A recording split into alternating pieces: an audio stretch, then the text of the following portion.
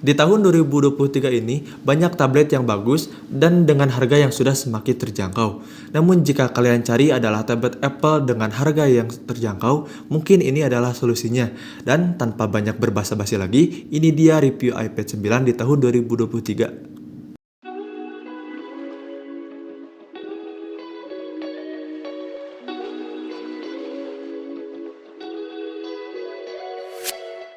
Di video kali ini, kita akan mereview iPad dengan harga yang cukup terjangkau, yaitu iPad Gen 9 atau iPad 2021. Sesuai namanya, iPad ini dirilis sekitar tahun 2021 dengan harga awal waktu rilis untuk base modelnya yang memiliki penyimpanan 64GB dan Wi-Fi only.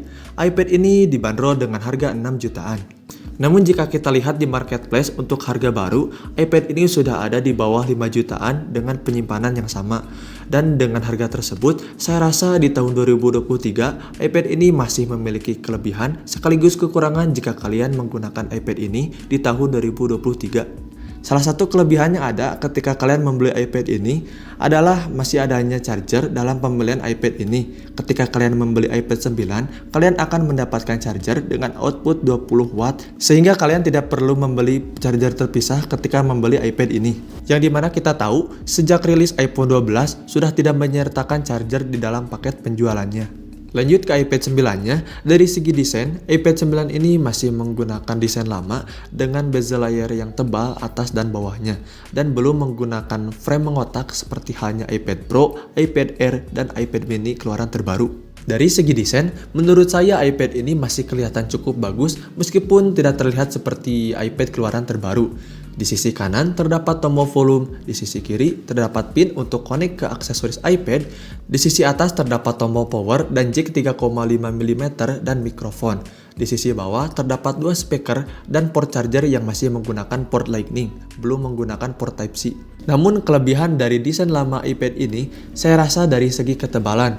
Walaupun ketebalan iPad ini masih terlihat tebal jika dibandingkan dengan iPad Air 2022. iPad ini terlihat tipis jika kita lihat dari samping dan masih nyaman ketika digunakan karena masih menggunakan frame yang membulat dan sudah menggunakan bahan aluminium. Kelebihan lain dari iPad 9 ini yaitu masih adanya audio jack 3,5 mm yang dimana bagi saya yang masih menggunakan headset berkabel, ini jelas merupakan salah satu kelebihan yang tidak dimiliki iPad model terbaru yang sudah menghilangkan audio jack 3,5 mm tersebut. Beralih ke bagian depan, iPad 9 ini menggunakan layar dengan ukuran 10,2 inci dengan panel Retina IPS dan resolusi Full HD+, dengan ditemani dengan tombol home dan juga sebagai sensor Touch ID pada bagian bawah layar.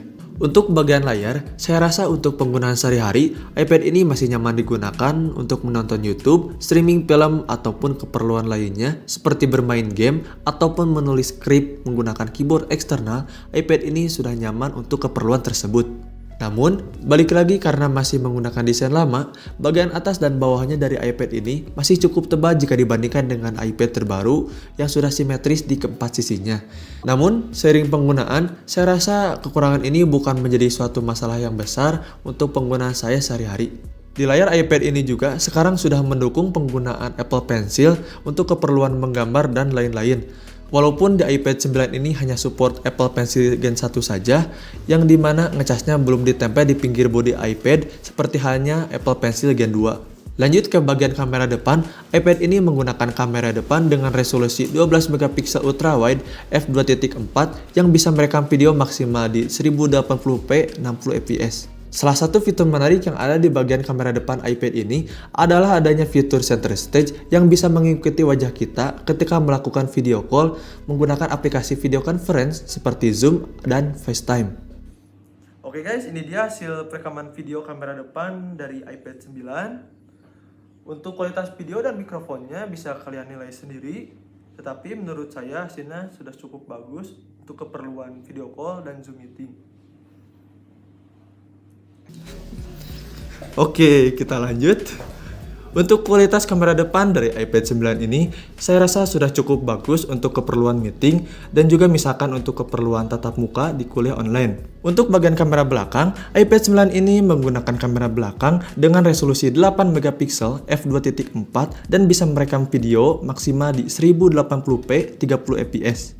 Untuk kamera belakang dari iPad 9 ini, menurut saya, kualitas kamera belakang dari iPad 9 ini sudah lebih dari cukup untuk keperluan kamera di sebuah tablet.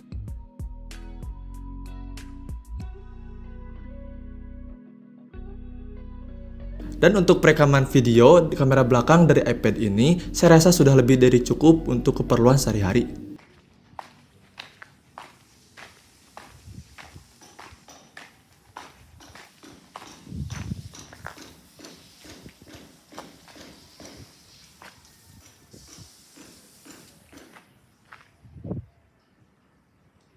Selanjutnya untuk bagian dapur pacu dari iPad 9 ini, iPad ini menggunakan chipset yang sama dengan iPhone 11 series, yaitu menggunakan chipset Apple A13 Bionic dengan pabrikasi 7 nanometer dan RAM sebesar 3 GB.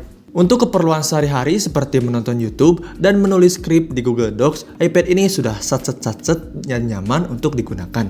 Untuk keperluan multitasking, iPad ini sudah cukup nyaman untuk perpindahan dari satu aplikasi ke aplikasi lainnya. Dan selanjutnya, bagaimana performa dari iPad ini jika kita gunakan untuk keperluan bermain game? Oke, di sini sebelum lanjut ke performa gaming, untuk skor Geekbench yang didapatkan dari iPad 9 ini, untuk single core-nya ada di 1749 poin dan multi-core-nya ada di 3864 poin. Selanjutnya, kita akan coba salah satu game yang cukup berat yang ada di App Store, yaitu Genshin Impact. Untuk performa gaming dari Genshin Impact dengan settingan default dan framerate yang diset ke 60 fps, iPad ini masih dapat menjalankan game ini dengan cukup baik dengan terjadi sesekali frame drop. Selebihnya, game ini masih terasa nyaman dijalankan di iPad 9 ini.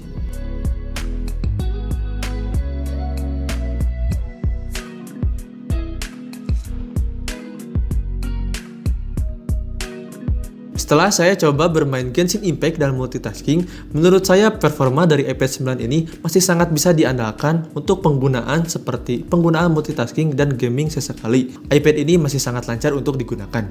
Dan selanjutnya dari sisi baterai, iPad 9 ini menggunakan baterai dengan kapasitas 8557 mAh dan sudah support pengisian fast charging di 20 watt, menggunakan charger bawaan yang sudah termasuk di dalam paket pembelian. Sebagai gambaran, untuk penggunaan sehari-hari yang berhubungan dengan pekerjaan seperti menulis skrip dan juga untuk input data menggunakan aplikasi Numbers, iPad ini bisa standby sekitar kurang lebih 2 hari. Dan untuk menonton YouTube selama 1 jam, di brightness sekitar 50%-an, iPad ini menghabiskan baterai sebanyak 9%. Dan yang terakhir, untuk penggunaan Genshin Impact selama 30 menit, iPad ini menghabiskan baterai sebanyak 10%. Dari segi baterai, saya rasa iPad 9 ini sudah sangat cukup untuk digunakan seharian tanpa perlu khawatir kehabisan baterai saat sore hari.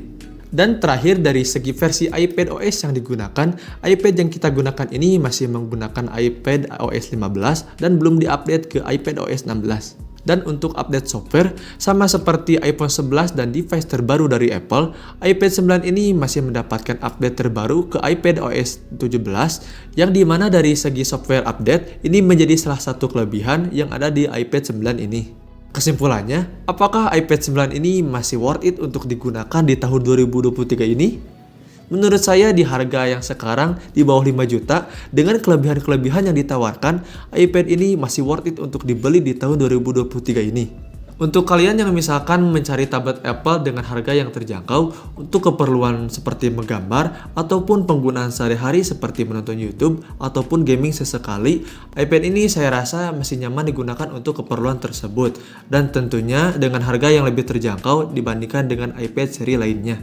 Sekian saja review dari iPad ini. Intinya selama penggunaan saya yang kurang lebih dari 1 mingguan ini, saya merasa puas dengan tablet Apple yang satu ini. Terima kasih sudah menonton sampai akhir dan jangan lupa klik like dan subscribe untuk mendukung channel ini supaya terus berkembang dan sampai jumpa kembali lagi di video selanjutnya.